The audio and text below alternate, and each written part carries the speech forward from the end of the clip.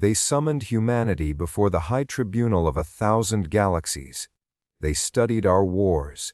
They dissected our fears. They measured our failures. And then they passed judgment. Weak, emotionally unstable, cosmically insignificant. They thought they were delivering a sentence. They were lighting a fuse. Because when they called us weak, they had no idea they were about to witness the birth of a new cosmos. In the deepest chamber of the intergalactic citadel known as the Apex Spire, representatives from across the universe gathered beneath a sky of artificial stars. The High Tribunal, an ancient coalition of species that had ruled cosmic law for billions of cycles, had convened for a singular purpose: to judge humanity. The tribunal was led by the ethereal ascendancy of Threx, beings composed of radiant plasma and dark matter. They had outlived supernovas. They had rewritten physical constants. They considered themselves the custodians of evolution. Earth was nothing to them. A brief flicker of carbon-based chaos orbiting an average star in an unremarkable arm of the Milky Way. Humanity's first contact had not been triumphant. It had been humiliating. When the tribunal's probes entered our solar system, we panicked. Our governments fractured. Our militaries mobilized primitive weapons that might as well have been sticks and stones against cosmic titans. They watched.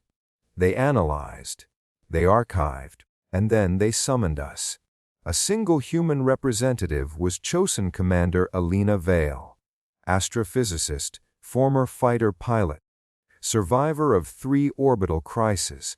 She stood alone in the center of a chamber the size of a continent, surrounded by beings that bent gravity just by existing. A voice like collapsing stars echoed through her bones. "You have been evaluated."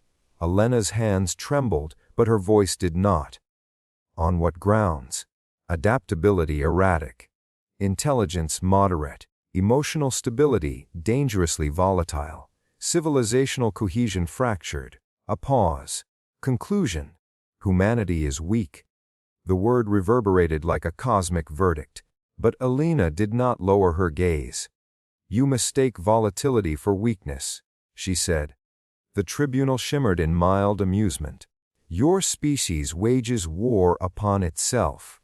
Wes, you poison your own atmosphere. Less, you divide over belief constructs. Wes, and you call this strength." Alena took a breath. "No, I call it becoming." The High Tribunal's decision was swift. Humanity would not be exterminated. That would require effort. Instead, we would be quarantined, sealed within a containment lattice that prevented faster, then, light expansion.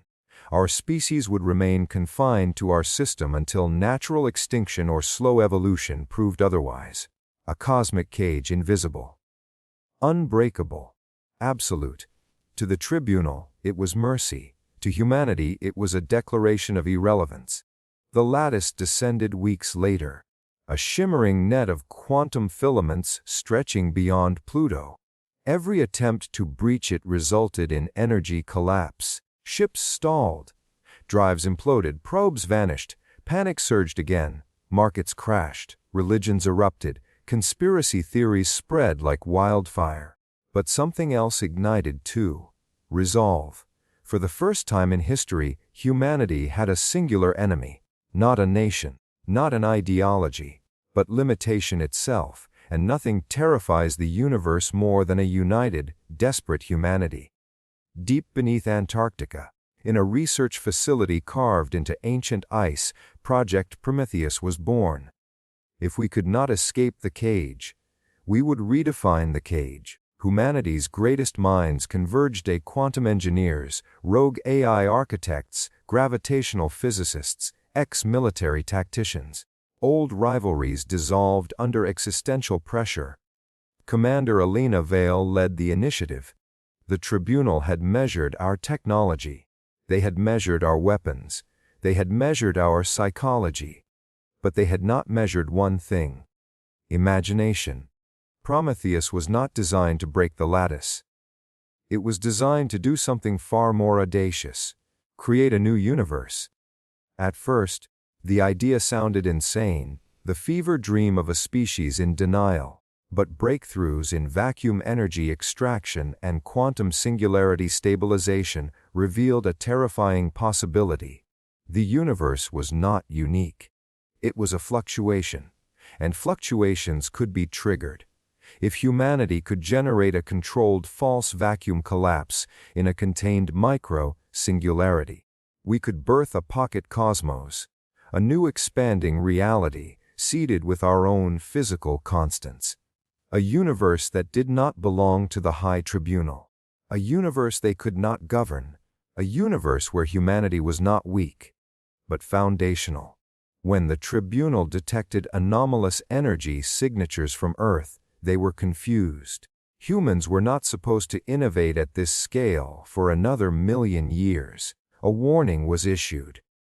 Cease quantum instability experiments immediately. You risk localized annihilation. Elena transmitted a response. You called us weak. This is not a negotiation. No, she said softly. It's a demonstration. The Prometheus array activated. The sky over Antarctica split with auroras unlike anything recorded. Satellites shorted. Oceans rippled. The lattice around the solar system flickered. Inside the core chamber, a singularity bloomed, a sphere of blinding white nothingness. It consumed no matter. It radiated no heat. It was possibility. The Tribunal realized the danger too late. Humanity was not trying to escape. We were trying to transcend. The singularity destabilized space, time. Every law the Tribunal enforced began to bend. Gravity constants fluctuated. Dark energy densities spiked. Subatomic symmetries fractured, and then expansion, not outward, inward, the singularity inverted, folding into itself and unfolding into something vast. Sensors recorded impossible data inflation at speeds surpassing universal birth metrics. We had done it. A baby cosmos was expanding inside engineered containment, a growing reality fueled by vacuum energy extraction and stabilized by AI-driven quantum anchors. A universe within our own. The Tribunal watched in stunned silence. You risk annihilation of your species. Elena's voice trembled with triumph. No. We risk becoming irrelevant in your shadow. There's a difference. The containment field cracked, not from failure, from growth. The newborn cosmos reached critical expansion mass, enough to punch through dimensional barriers. And when it did, something unprecedented occurred. The lattice shattered, not broken by force, but rendered obsolete. Our new universe's expansion generated gravitational harmonics that destabilized the Tribunal's containment grid. Their technology had never accounted for a species that would rewrite cosmology itself. Humanity was no longer inside a cage. We were standing at the threshold of infinity. For the first time in billions of cycles, the High Tribunal felt something dangerously close to fear. They had curated evolution. They had guided civilizations. They had extinguished threats before they matured. But humanity had not matured within their system. We had sidestepped it. You cannot control a newborn cosmos, they warned. Elena smiled faintly. Neither could yours. Silence filled the apex spire. The ascendancy of Threx convened emergency deliberations. Intervention risked destabilizing two universes simultaneously. If they attempted to suppress Prometheus now, the resonance feedback could cascade across galactic structures. Humanity had created leverage, not through weapons, but through audacity. The first human vessel entered the newborn cosmos 6 months later. It did not breach the old universe. It transitioned.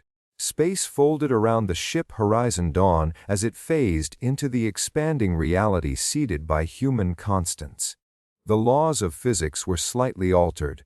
More efficient energy transfer, stabilized faster than light corridors, gravity manipulation requiring a fraction of input. We had optimized existence. Cities were constructed within months. Terraforming became effortless. A civilization once deemed primitive began shaping stars. The High Tribunal observed the exponential growth curve and recalculated humanity's classification. From weak to unpredictable to existential variable, the tribunal sent one final envoy, not to judge, but to negotiate. Elena Vale stood once more before their luminous forms. You destabilized cosmic equilibrium, they accused. No, she corrected. Why expanded it? You risk infinite proliferation of uncontrolled universes. You fear competition. The chamber pulsed with tension.